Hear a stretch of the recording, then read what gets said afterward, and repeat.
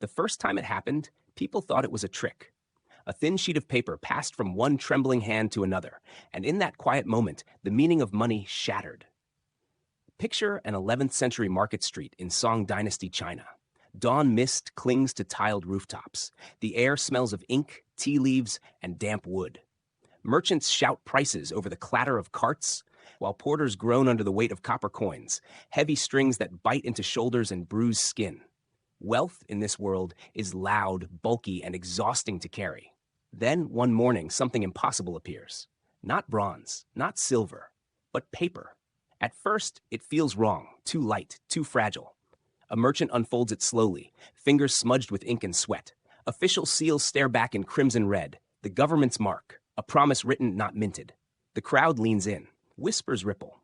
How can something so thin replace the weight of metal? This idea didn't come from luxury. It came from pressure. Trade in Song China had exploded. Cities swelled. Commerce raced faster than copper could follow. Coin shortages strangled markets, and carrying wealth across provinces became dangerous, even deadly. Bandits knew exactly who to follow, the ones whose money jingled. So officials made a radical gamble. They declared that trust itself could be money.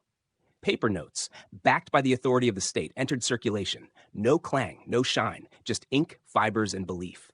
And suddenly, wealth could slip into a sleeve. A journey that once required guards now needed only faith.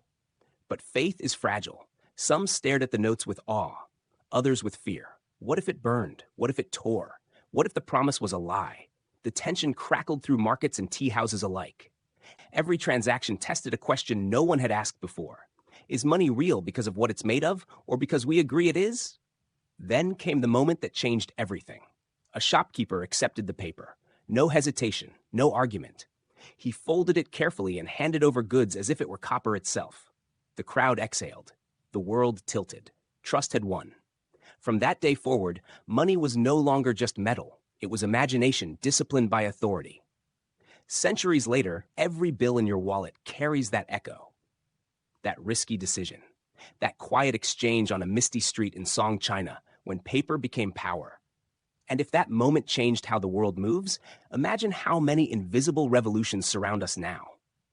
If this story sparked something in you, tap like, share it with someone who loves hidden history, subscribe for more moments that reshaped our world, and tell me in the comments, what invention do you think we trust without questioning today?